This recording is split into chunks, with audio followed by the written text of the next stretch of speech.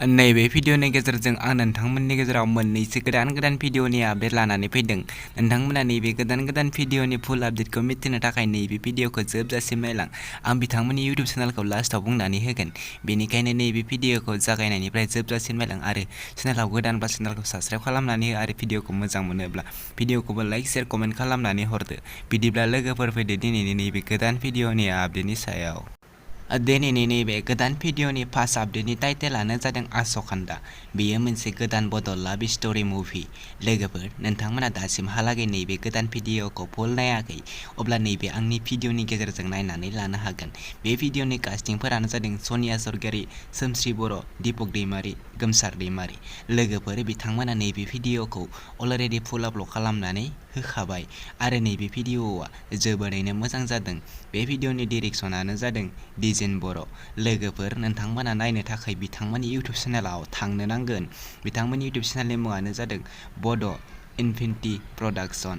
लोगोफोर, नोंथांमोना बिथांमोननि नैबे इउटिउब चेनेलाव थांनानै बिथांमोननि गोदान भिडिअखौ नायहैदो आरो दासिमबो बिथांमोननि इउटिउब चेनेलखौ साबस्क्राइब खालामाखै, अब्ला बिथांमोननि चेनेलखौबो साबस्क्राइब खालामनानै होदो। बिदिब्ला फैदो आरोबाव मोनसे गोदान भिडिअनि आपडेटनि सायाव। नैबे भिडिअखौ जोबजासिम नायलां। आं बिथांमोननि इउटिउब चेनेलखौ लास्टआव बुंनानै होगोन। हेलौ लोगोफोर, नोंथांमोननि गेजेराव आरोबाव मोनसे गोदान भिडिअनि आपडेट लानानै फैलायबाय।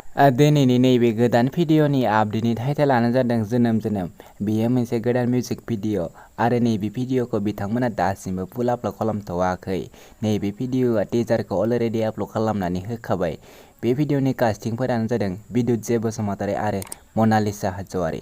लोगोफोर, नोंथांमोना दासिमहालागै बिथांमोननि नैबे गोदान ट्रेलारखौ नायाखै, अब्ला बिथांमोननि इउटिउब चेनेलाव थांनानै नैबे गोदान ट्रेलारखौ नायहैनो हागोन। बे भिडिअनि मेथाइखौ रोजाबदों बिद्युत जे बसुमतारी। लोगोफोर, नैबे भिडिअआ जोबोरैनो मोजां जागोन। जेब्ला बिथांमोना नैबे भिडिअखौ फुल आपल'ड खालामगोन, अब्ला आं आंनि चेनेलाव आरोबाव खनसे आपडेट खालामनानै होफिनगोन। बेनिखायनो आंनि चेनेलखौ साबस्क्राइब खालामनानै गालां। लोगोफोर, नोंथांमोना बिथांमोननि बिद्युत जे बसुमतारी इउटिउब चेनेलाव थांनानै बिथांमोननि नैबे गुसुं ट्रेलारखौ नायनानै लाहैदो आरो बिथांमोननि चेनेलखौ दासिमहालागै साबस्क्राइब खालामाखै, अब्ला बिथांमोननि इउटिउब चेनेलखौ साबस्क्राइब खालामनानै होदो। जेब्ला बिथांमोना बे भिडिअखौ फुल आपल'ड खालामगोन, अब्ला नोंथाङा बयनिख्रुइबो सिगांसिन मोननो थाखाय। बिदिब्ला लोगोफोर, दिनैनि नैबे गोदान भिडिअनि गुसुं आपडेटआ बेखिनियानोसै। नेक्स्ट भिडिअनि आपडेटखौ थाबैनो लानानै फैफिनगोन।